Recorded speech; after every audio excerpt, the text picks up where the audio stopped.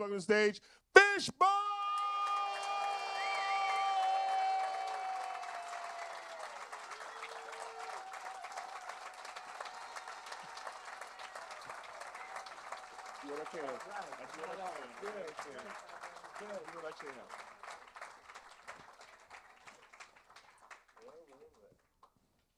All right. Welcome, welcome, welcome. It's pretty goddamn good, man.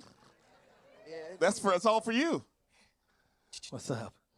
Hello, everybody. How y'all doing? Have you two met before? Is my first question. What's that? Have you two met before? These two? I think we did. Yeah, back I in know you. junior high school. Yeah, exactly. Hale Junior High School. So before we get too distracted by you two, I would like everybody to get a chance because there have been, as we all know, if you're a real Fishbone fan, you know there are eras of Fishbone. I don't know if Civilizations. I'm using eras because I'm a Fishbone completionist. Thank you for everybody who's competed. But I would like the audience, because we don't know what era you came from, we're going to go through and introduce the band. We're going to start in the back and what your role is in Fishbone. Could be musically, could be psychologically, however you want to do it. Let's start back here. My name is JS. I play trumpet and backing vocals. And my position in the band, I'm kind of like what was his name? I'm Sal? Yeah, Silvio. I'm Silvio. Yeah, the Silvio to my tongue. I'm Silvio to Chris's Tony. And let's also throw one more question. And what was your initial connection to the band Fishbone before you remember Fishbone? I was a part of a band that opened up for Fishbone and Parliament Funkadelic. Wait, what was the name of that band? The name of the band was Blue Eye Extinction. Yeah, okay, all right. Yeah, and that's how we first, met Fishbone. Okay. I remember. Next up.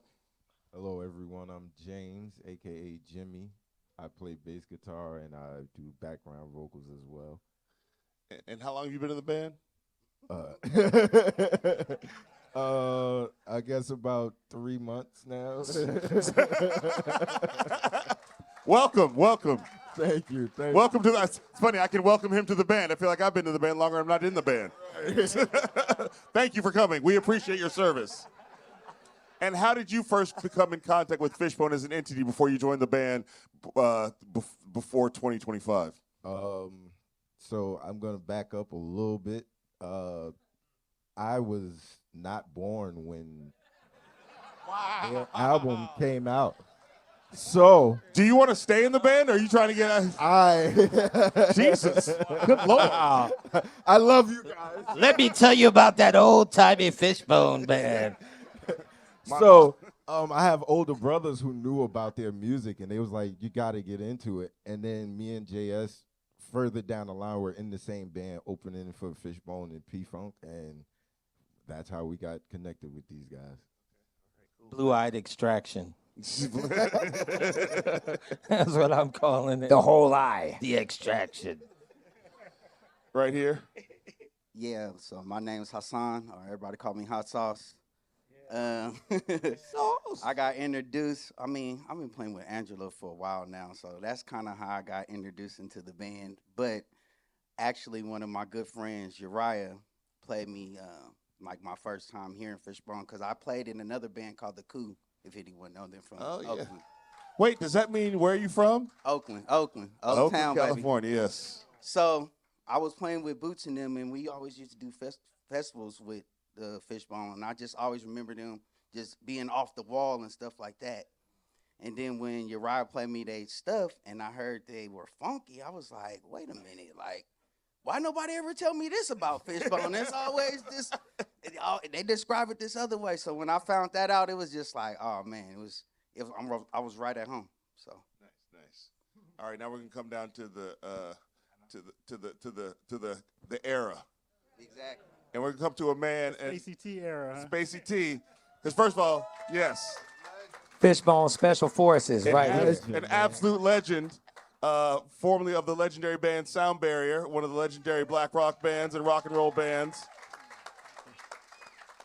who has humbly lent his talents to Fishbone. So I just want to honor you as your own force in the universe. Thank you, sir. That means a lot. Thank you. For sure. So tell us tell us a little bit, for people who may not know, tell us a little about yourself, what you play. I think it's clear you brought your instrument with you. This is my Boyer Stockholm Syndrome guitar. As you can see, it's the colors of the new album. And I met a guy, Darcy Boyer, in Canada, and he sent me this guitar, and the rest is history. He's going to be building guitars for Fishbone. I mean, Chris is going to be next, and hopefully James is next, you know. And we're going to be playing some Boyer guitars here in a minute, you know. And how did you, and obviously your music is, Fishbone started in 79. It's contemporary with Sound Barrier. How did you first come across Fishbone? Wow, that's a great story. Well, I had a friend, Ray Jarvis, who's not with us anymore, that was part of the Black Rock Coalition. And he used to always ask me, how would you play these Fishbone songs? And this is when Kendall and JB was still there. So I was like, you know, those guys are there. They're killing it. But how would you play these songs? And I started playing some stuff for him. And fast forward, I ended up becoming the guitarist in like 97. So I was in the band from 97 to 2003, I think it was. And I left the band. So it's been 22 years since I was in Fishbone. And I heard the band with Mark Phillips. Mark's here somewhere. Where you at, Mark? And Give it he up was for the Mark. He guitarist. was holding it down for Yes, me. he was holding it down. And This whole room might be people who were in Fishbone at one point. Just sprinkle amongst, you know. Sprinkle Right. amongst. And the story is really strange too, because what happened was I heard them and I thought they sounded spectacular. It reminded me of when I first heard the band, and I sent Mark a message. I said, "Man, you guys gotta record this lineup because it's awesome, you know." And then 2 days later, he said he was leaving the band. So I was like, "Wow, I didn't know that." So I'm so sorry, but I called Angelo and I said, you know, Angelo, I love you so I'm much. so sorry. Yeah. That seems, I'm going to put you on hold for a second. Well, they needed a guitarist, right? They We needed, so, were in heavy transition at that Me time. and Angelo, we always had a great relationship when I was in the band. Labor pains and So, shit. you know, I said, if you need me, I'm here for you, man. So took about an hour or so. He called me back and he said, we need you. So here I am. And the heaven is for me is this gentleman right here. This guy right here is one of my favorite songwriters of all time. When I joined Fishbone back in the day, I joined the band to play Black Flowers and In the Rain and all that. And we didn't never play those songs. You know, for some strange reason, right? Interesting. So now I'm playing them with the guy that wrote them, you know, so I'm in heaven right now. I love this guy, you know, so we got a long period of time that we're going to be writing together, and we're going to come out with some of the most awesome music you guys have ever heard, you know? Because I'm here. I'm not leaving this time. I'm here, you guys. And Angelo, too. These guys are some of my favorite songwriters and musicians of all time. And then these brothers back here, I'm in heaven playing with these guys because they're all on this such a high level and a high standard of musicianship that it's just impeccable. And I wouldn't be anywhere else. I love these I have a guys. high standard of musicianship. Yes, you do. Wow. Yes, you do. Cool. Yes, you do. So I'm here, you guys. All right. Yes, give it up. Spacey T. So, sir, well, with you, when did you join the band, sir? What's your name? How long have you been in Fishbone? I'm Christopher Gordon Dowd. Yes. Wow. I met Kendall at a bus stop on Hauser and Adams, for you Angelinos. Kendall, who's also was one of the founding guitar player for Fishbone. One of my heroes. Yeah, we struck up a friendship over a Devo album and a B-52s record. And how long I could hold on to the Devo record and he could hold on to the B-52s album. So Then it was a record exchange. Exactly. Then What year was this? 79, 78. Yes. Then entered one young Angelo Moore. And we were in the 8th grade, and he smiled a lot. And he smiled about everything. Smiling in the hood, too. Yeah. And it was weird because we were like, don't you know that will get you killed here, son? These people are playing for keeps.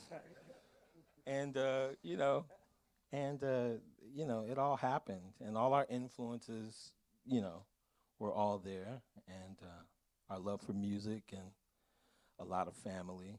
He showed me who David Bowie was. He turned me on to David Yeah, Bowie.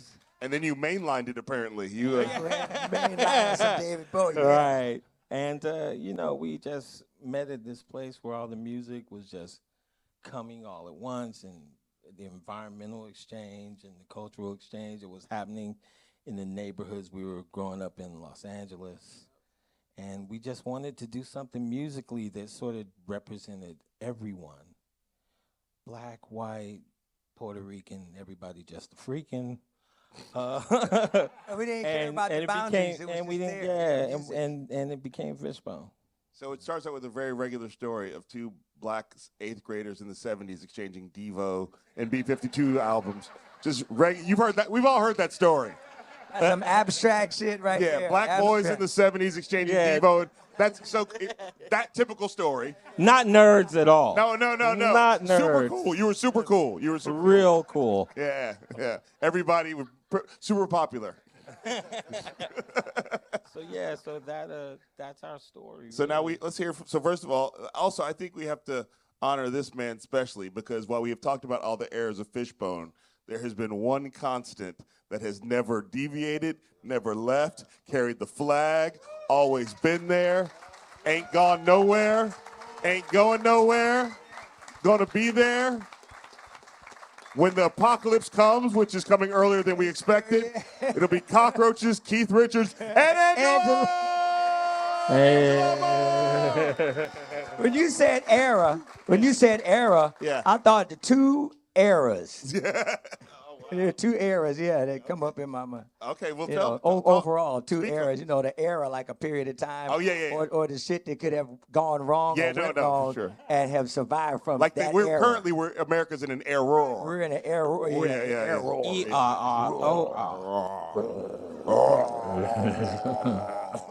Oh my God. I'm in Fishbone now. Okay. And Kamau on.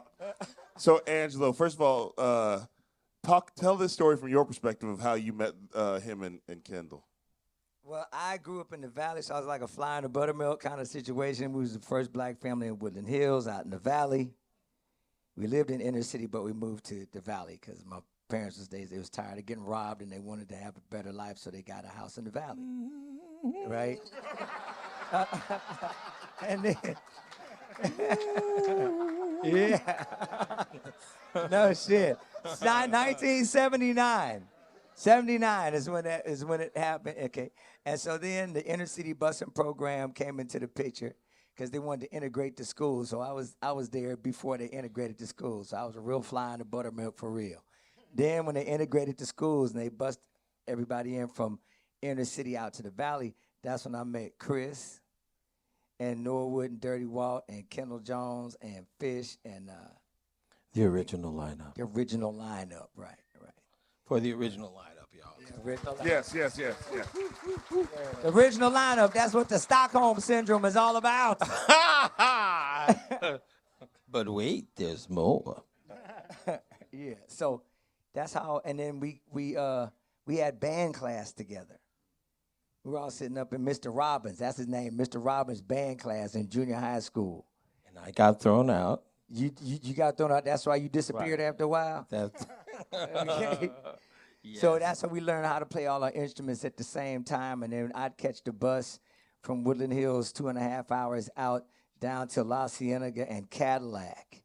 I catch the 420 from El Camino off at the 101. You say, yeah, that's right. I know that's that right. I catch the bus from there, 2-hour ride. And he walked 12 miles each way, uphill, backwards, Transfer on in ice Hollywood. skates. In the snow. That's In where I the get snow. my pop lock on. I transfer in Hollywood. You really were going there for pop locking. Let's keep it a pop buck. locking, but then I had to keep going because I had to get the band. I had to get to the aquarium. That's what we call it, the aquarium. So what's that movie you're in? We were talking about earlier. Breaking. Oh, Breaking 2. Yeah, so he's in Breaking for Boogie you, Shrimp. young Angelo. Do the all thing. that, Do doing the all thing. that, all that.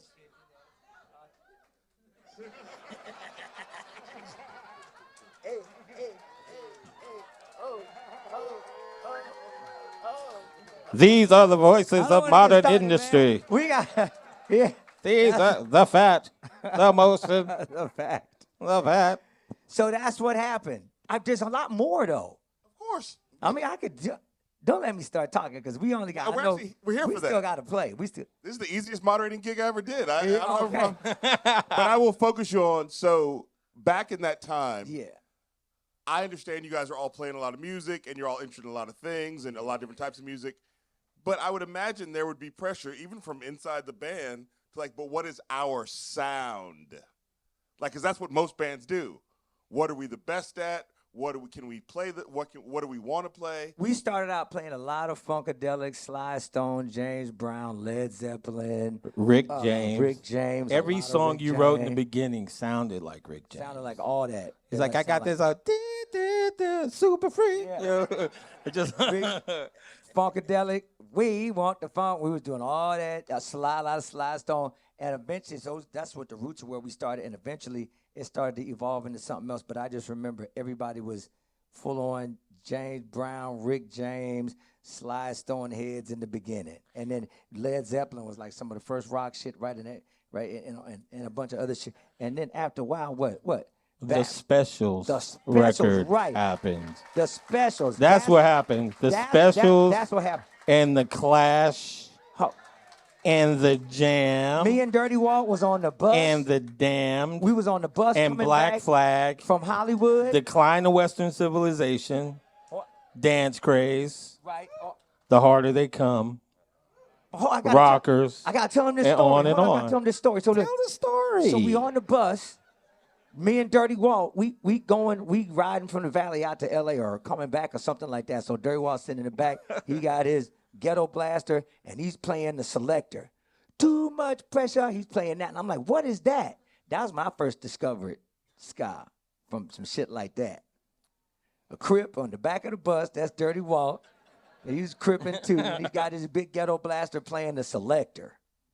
Was there ever any tension in the band about like we should just focus on one thing, or I would imagine somebody's not as big a fan of Led Zeppelin as somebody else. Is there any tension? Well, I felt like we were starting to lean. I felt like we How were did you starting. feel? Like we were leaning. We kept getting stuck on our favorite shit like Funkadelic, right? Everybody loves Funkadelic. I love Funkadelic, man. I wore the house out with flashlight and Bootsy and everything else. I wore motherfuckers out with that shit. But you are forgetting one person. But hold up. Okay, go ahead. Hold up. So after a while, I was like, I need to like make sure my music don't sound like these guys because they're pretty much all I think about. And so that's when I started to go the opposite direction to make sure that what I wrote didn't sound like that because that's all the Funkadelic shit's a part of me anyway, you know. Right. I was really happy to be able to tour with Funkadelic too for like 3 times. George Clinton is some good shit. Good funky shit. Y'all was there. Y'all niggas was there. Right. But you are forgetting one thing. Prince. Prince. Oh, and Prince. Gotta have Prince. Prince. Because, yeah. That's when I did the fashion show. I did a little know. red Corvette. And that's when I had my Jerry curl and shit. That's when I had my hair and shit. A big Jerry curl. Big old Jerry was curl. TCB very- curl. It was fly. Your mama gave it to me. She did. I used to go to Chris's mom's house. I used to go to Chris's mom's house up on Don Felipe Drive, and I used to get my TCB curl. Is Don Felipe in the house? See? I get my hair cut. Go get your hair cut at Chris's mama's house. And your dad, you'd be like, one of these days, Chris, I'm going to kill you. But I'm going to make it look like an accident.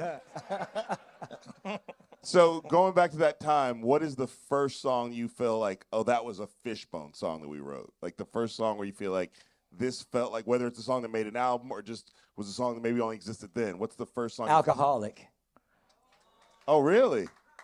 Because that song didn't come out on an album. That's probably for me, though, probably because that's what was going on in my life around me at home. But Alcoholics from a later album, right? This is so turning into like an That's the one we played, and we didn't give a fuck if anybody recorded it or not. Okay. I would say Party at Ground Zero. For sure, yeah. I'm going to go with Party at Ground Zero. Final answer. Party at Ground Zero, okay. Okay, Party Ground Zero. And to bring everybody else into this, I would like to go around starting with you, Spacey T. What's the Fishbone song that you, as a player, feel like this is? Oh, I'm happy to be here. What's the song that you play with the band that you're like, that's the one? I have to say, one of my favorite songs that we play is Simon Says the Kingpin.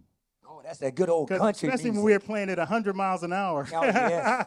I really enjoy that song. But I think my favorite Fishbone song of all of them is "In the Rain." Yeah.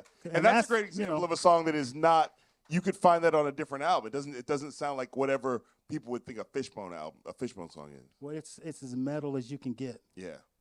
You know what I'm saying? And it's soulfully metal. Yeah. Heavy metal soul. Yeah. You know?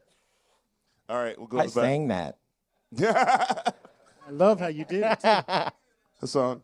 I have to say, well, the one that we play is probably have to be Swim for me, just because. Swim. Yeah. That's another heavy metal one. Yeah. It's heavy. It's heavy. Yeah, and that's why I love it. Okay, and then what's one that you don't play that is a Fishbone song that you is in that? Hey, look, you already know. Yeah. Nasty Man. Yeah. I'm gonna have to say Nasty Man for sure. All right. That's more so just because the way the bass and the drums is locking. I just love to play that with my boy right here, because we'd do some damage with that. All right, Jimmy. I think, well, one of my favorite songs, period, is Sunless Saturday. Yes. And, like, actually getting to play that is, like, every time I'm like, this is really happening. Right. Yeah, this is happening. Yeah, this is happening. So, yeah, that's good. That's my pick, Sunless Saturday. JS. For me, my favorite song to do is Servitude. Wow. And it's my favorite. I know this is not the ska pop punk stuff. This is the metal. Yeah. And the reason Wait, why do black people like heavy metal? We invented it. No. Ah! But the reason why I love doing Servitude is because I'm a former Marine. I'm a Marine Corps veteran, a wartime veteran. Hoorah. Yeah, Iraq. Don't go there in certain times. That was rough. But the reason why I love doing Servitude is because it speaks on that. It speaks on how corny it is to go to war, and so like I'm filled with pride that I get to perform such a powerful message with the original band, with the cats that wrote it, So that's a great. It's a blessing, and I'm eternally grateful for it. Nice. Same here. Same. And not that I'm being asked, but since I get to moderate, I would say one of my favorite Fishbone songs. I feel like only Fishbone could do it. Is Pressure. Oh yeah. That feels like nobody else could do. That's one of my favorites. Nobody. Too. The genre of that song is That's Fishbone. Some crazy shit. That yeah. song looks like your hair. Yeah.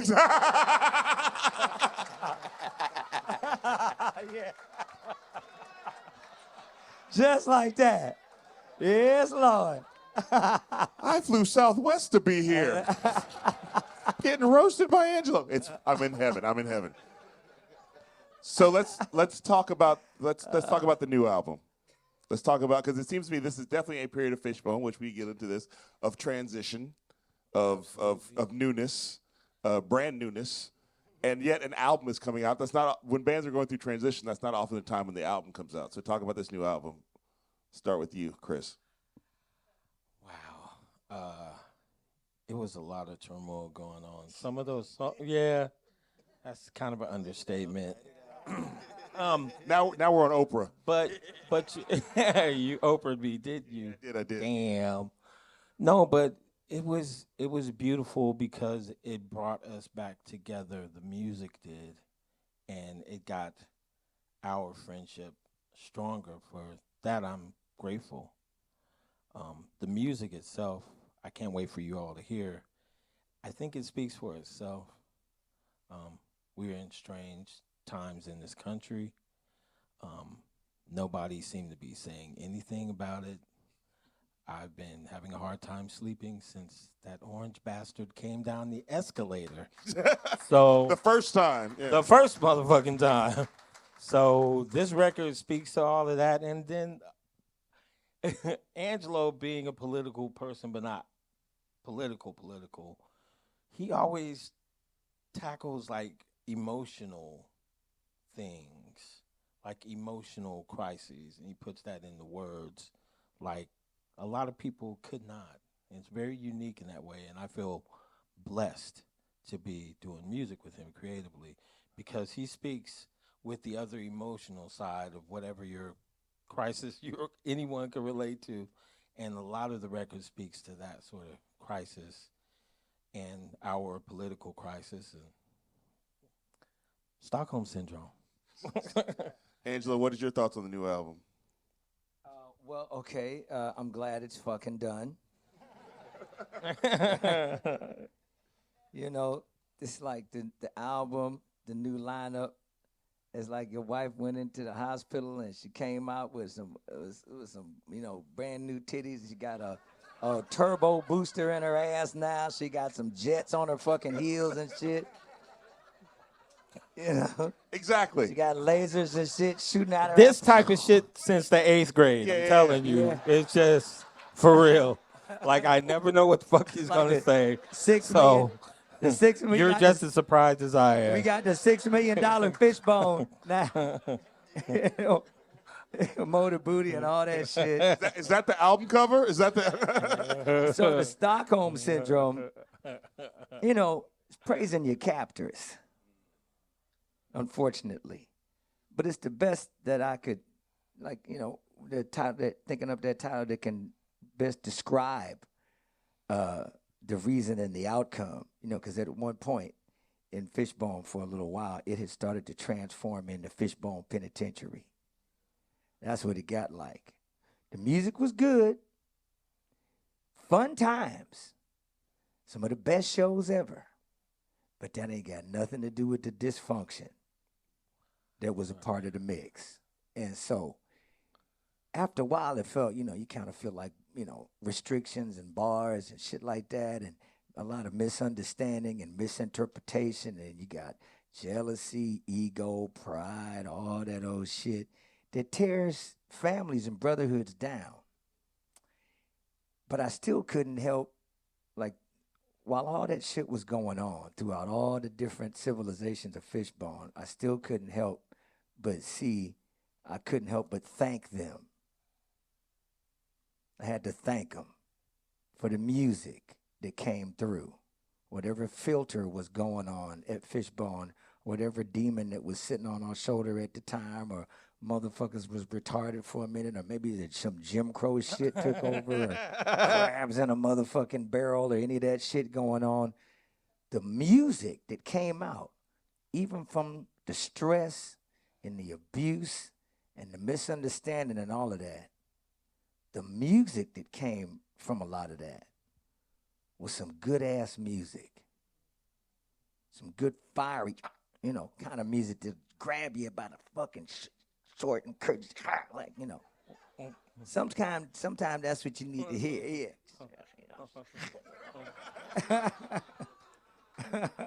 It's going to be okay. The kind of music make your veins pop out of your head with like some scanners type shit, you know. But look, all the music on the record has been translated. Even though we were I praise my captors, you know, because they help us make all the music and the style Emotional and everything. growth. We got these guys here to translate what we've done in the past and in the present now. They're enabling for Fishbone to continue forward, the legacy to continue forward. If anybody's got the most trauma or some scars, it's me and this motherfucker here. Maybe Mr. Motherfucker to you. Mr. Or maybe a little bit of Spacey and shit, you know. Spacey Just has a little. many scars. Or maybe a little more than a little bit, you know. But yeah, we put it through the music. We were able to translate the pain and the joy and everything in between onto the record. And hopefully with this record, right, this is the end of letting go of all that baggage. Letting go and all the to baggage. move forward. Yes, You know what I'm saying? That's right. And we're doing it. Well, we're doing maybe. it now. Well, let's talk about it. And you're the curator. I'm the oh wow, okay, here Hi, we go. Mr. Curator. And on You're the curation, curator. well, because I think that there is, as a Fishbone fan, as I've said before, I'm a Fishbone completionist. All eras are a part of Fishbone. Everything that's in there is just a different aspect of Fishbone. Somebody asked me, I was on a podcast, and off mic, they were like, "What do you think about the Thermion?" I was like, "I love it." Ooh, they hated my ass when I discovered the Thermion. I know. I was like, I'm down. Is it in Fishbone? I'm like a conservative Christian about Fishbone. Whatever the Bible says, whatever Angelo says, I'm with it. Okay. If it's about the Thermion, we're Thermining. It's fine. So, but I do want to say that as a Fishbone fan, right here, I took a picture outside of you guys being here. I'm so happy to be here tonight, and I posted. And the second comment was like, "That's not Fishbone." Wow. That was the second comment. Wait, who wrote that? I saved it. We'll talk. Easy. I bet you he's in the audience right now. I'm glad these lights is putting a glare on me, or else I wouldn't be able to see it. So I want to ask the back row, because I'm sure you're getting that more than maybe even they are, or getting those looks, or how are you experiencing the fact that some people feel like if it's not the original lineup with the original six, then it's not Fishbone. How are you all dealing with that? That's ridiculous. That's absolutely ridiculous. I mean, there's been so many iterations of Fishbone without Chris, and without Kendall, without Walt, without Fish, and those my guys. I mean, like, I love them guys. Like I can call Walt right now and be like, you know what Angelo did? Like, so I don't. And he was like, I told you. Let you know I'm not lying. So the OG6, each and every one of them are cool with me. I love them cats. And I could sit down with Fish and we could talk about life and love and everything in between. So it's like the OG members love them, but all of them were not a part of Fishbone this whole time. So they had Rocky, they had Dre, they had other Mark. people filling in Mark. So Fishbone has been rotating for years, and for y'all to call us out without listening to the music first, that's not fair. So all we ask is that you be fair. Listen to the music first. Thank That's you, right. Silvio. Don't get stuck. I don't care. You want to go next? Don't get stuck. Okay. I guess me and Hassan are on the same page. Well, I understand the point of like wanting the originals to stay together for the aspect of like the band staying together and staying tried and true together through 40, 50 years but that doesn't always happen. And so you have to move on. And when I joined the band, my main part was like, I'm just going to help these guys continue the legacy. I grew up listening to Fishbone, so to me, these guys are legends. So it's not about, even like the whole original six to me, like JS was saying, is just legendary. So it's like, for me, I'm just stepping in to continue the legacy, and that's it. Hassan? Yeah, just to piggyback on what he was saying, even when I got in the band, how I felt was I was just coming to bring the fire back, into the group. Because, like I said, I played with Angelo, so I would hear all the stories and stuff like that. And then me already hearing Angelo, like, as soon as he opened his, as soon as he starts singing, I can feel the fire. Like, I know exactly where he's coming from. I grew up with it my whole life. So it's just like, oh, I know exactly what you're doing. And it was just like, so when I got in the band, it was seamless. It was just an easy fit. So when I got in, I was like, you know what? I'm here to keep the fire lit, to keep everybody motivated, and just put that battery in the back. Beautiful. It's beautiful. So let's talk a little bit about, so I would say for me, there's two things that Fishbone did for me. One, it showed me that along with a selection of bands from that 80s, 90s era, that black people still owned rock and roll. That's the first thing that Fishbone showed me. And so I was able to enjoy rock and roll that also had content, and it showed me that as an artist, when you're a black artist, it shouldn't be your option to be political. It's your responsibility to be political, especially when the times call for it. And so I see Fishbone is never wavering. You know, you had songs like Nasty Man, but you also had songs about the moment, like, you know, like about what country was going through, and racism specifically. So it is so funny to me that you come out with this song recently, a single. Can I say racist piece of shit in the Grammy Museum? You sure did. and in the comments are people saying, why do you guys have to get political? Why do you have to bring race into it? We've been political. Thank you. Speak on it. We've been political.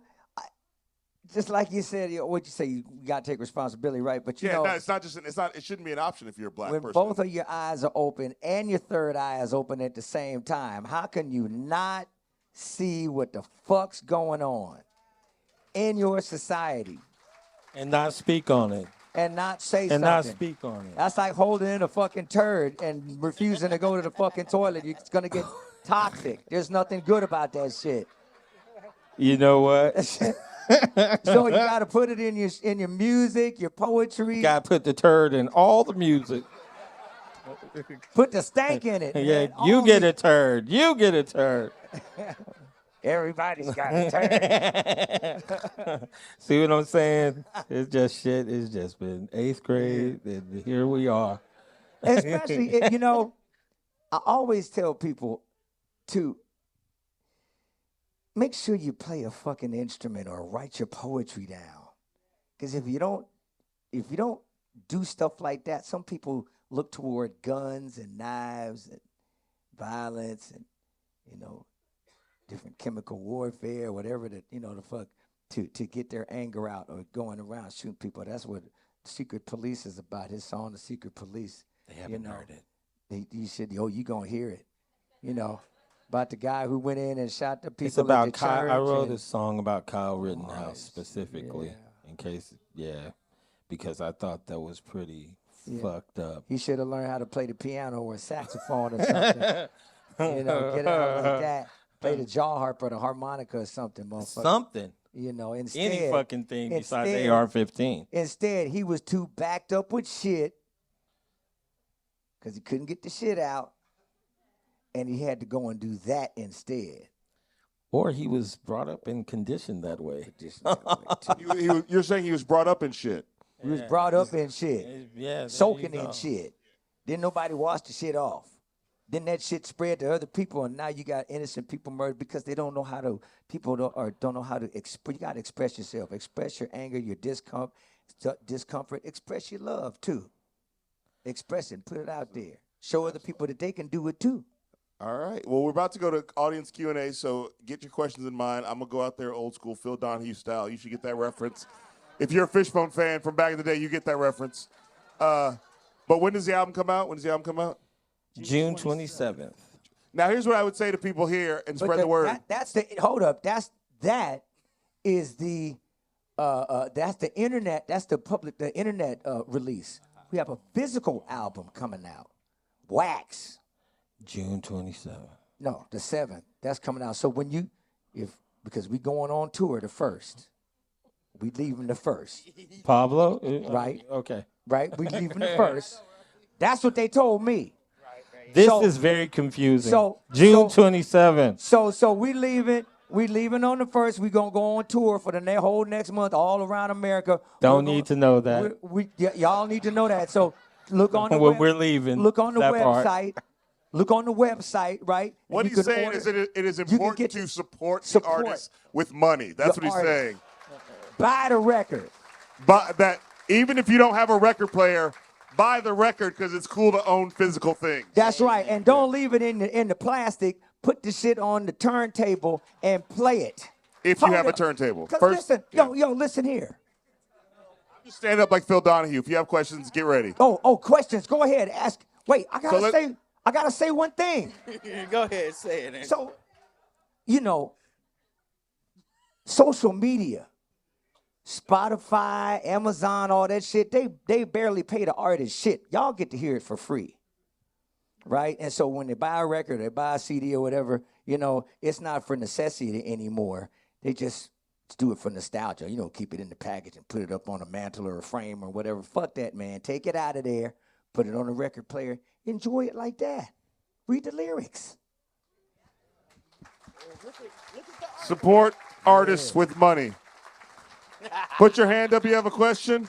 I'm starting right here with a question. Just stand up. Say if you can. Stand up if you want to. Say it loud. I'll repeat it. My question is for Angelo. How would you describe the experience working with Little Richard on that song back in the day? Okay, so the question was, how would you describe the experience of working with Little Richard on that song back in the day? I wasn't on that session. Uh-oh. However, I do love Little Richard. Little Richard was one of my main influences when I was growing up, man. I listened to Little Richard all the time, right next to James Brown and Duke Ellington and all the Bobby Blue Bland and the jazz and everything going on in the house. So I love me some Little Richard. You'll probably hear I know you hear a lot of it coming in and out of the music, you know. Could you turn this mic up just a little here in the wedge, just a tiny bit? Next question. Put your hand up. Let me see. Yeah, right here.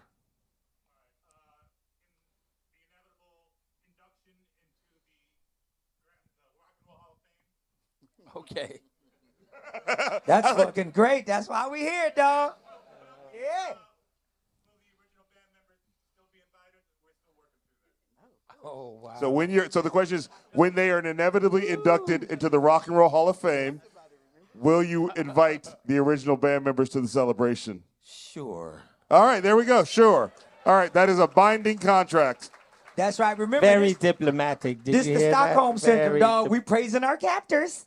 All right, put your hand high up in the air if you have a question. I see a question back there.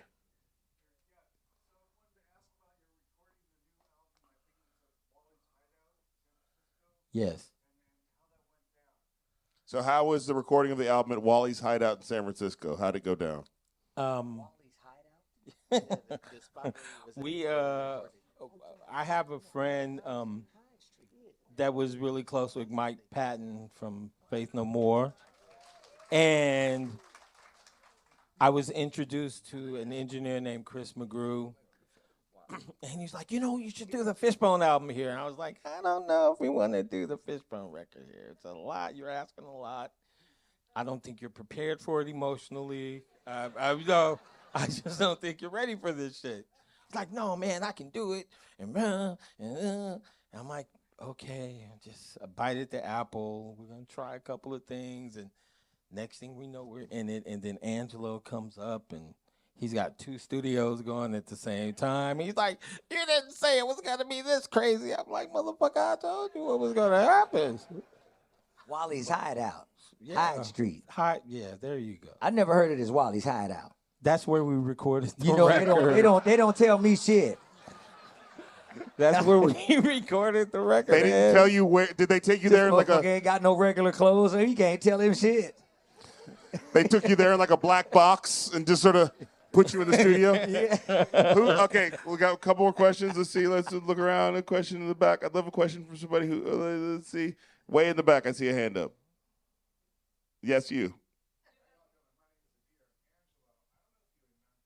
Uh-oh, that's always dangerous. I'm your son. But you owe me. Hey, that's a hard one right there. Yeah, I remember the place with the chairs, tables, and the mics and stage. Yeah. Okay, go ahead. Oh hell yeah! Oh wait, Mrs. Weaver.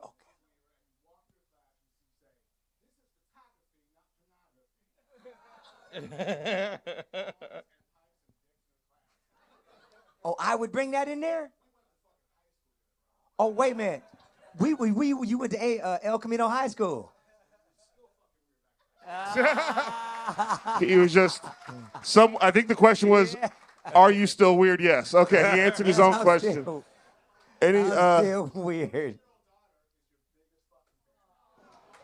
Thank you, man. Thank you. That's great. Does anyone who's we made it. Look at that. We made it, man. Right? We made it. We fucking made it. We were Does anyone who I'd like to give other people an option who don't present as dudes? Anybody who would like to ask a question who does not present as a dude? Okay.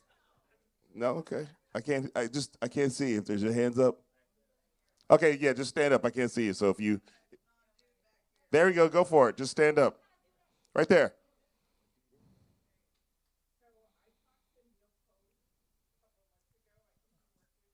Yes. Neil is a dear, dear friend, and we were lucky to get him to mix Racist Piece of Shit. Considering his, accomplishments as an engineer and producer, we were just really, really lucky. And he's been my friend for 20 years, and I'm glad I could bribe him into doing that. All right. Yes, right here.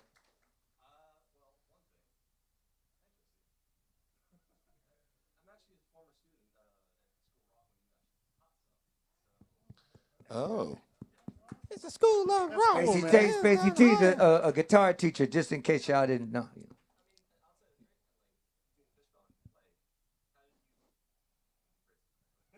Say it again.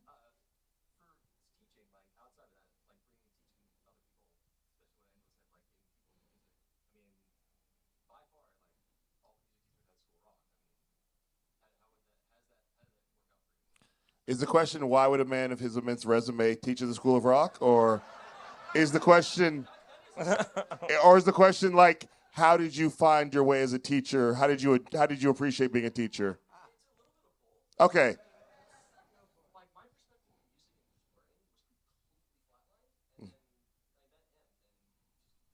So this is just more of a you're great, is what is. That's cool. Yeah. Tracey, you're Appreciate great. you, man. Appreciate you so much. And so, how did you, as a guitar legend, how is it teaching just regular people? It's outstanding. I love it. I love giving something back. And my fiance, Miss Lisa Marie, sitting over here, she does it with me. Stand up, Lisa. Let them see you there. We've been teaching together for 20 years. We love it. All right. So I hope we got to your question in some way. So you're judging a little bit? Anyway, let's go. Who's next? I've turned a little Sally Jesse Raphael. Sorry, everybody. Okay, hands up. Way back there. Go for it.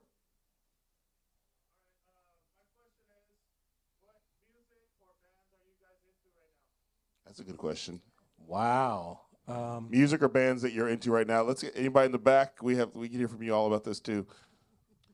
It's the 25th anniversary of D'Angelo's Voodoo.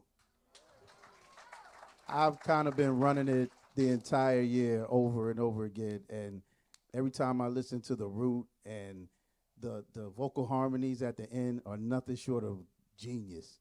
So yeah, for me it's D'Angelo's Voodoo I'm listening to right now. I'm listening to a lot of everything. Animals is Leaders. Oh, sorry. Also Damnage.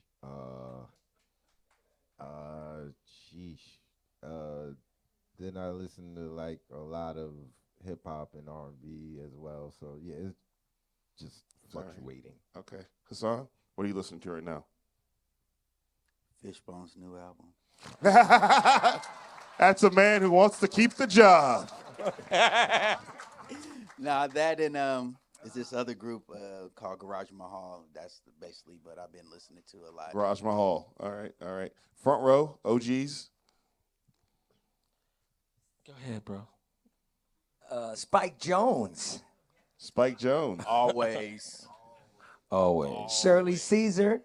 Does she have a new album out? No, it's just I'm thinking of her earlier I know. stuff. I don't really listen to too much new stuff. I'm getting that new impression. music. Yeah. He's like when Robert Johnson. When I hear it, I really don't know who it is. But I listen to a lot of earlier stuff. Wynonna. I've been listening to some Wynonna Harris for the past couple of days too. Okay. Wynonna Harris is pretty good, man. Shit, I like the Tiger Lilies. That's a good one. Duke Ellington. Oh yeah, he's got a new album out. Oh, Tony Tanny and the Crazy Cats. That's like some Japanese big band 1940s Japanese. I redid some of these songs and released it on my. Checking out the theme. Yeah. All Tony right. Tanny. We gotta wrap this up, Chris. Kendrick Lamar. Oh yeah, we are in L.A. Kendrick Lamar is the fucking shit. Don't fuck with Kanye anymore at all. Fuck that. What happened? Viagra Boys. Okay. I love the Viagra Boys. All right. Yeah. Mr. Spacey T. Well, recently I've been listening to this new artist. His name is Angelo Son, something like that. And he's almost like Tosin Abasi of Animals as Leaders, but he's a rapper. Okay. And he's slapping, thumping the guitar and rapping. And that's some of the most awesome stuff I've heard lately. It's like blowing me away. All right. Intense. Great. All right, everybody. Give them a round of applause, everybody. Sorry, we had to. They're going to leave the stage. You're going to leave the stage. Go to the bathroom. Go to the bathroom. Check your emails. We'll come back, and they'll play some music for you. Give it up for Fishbone!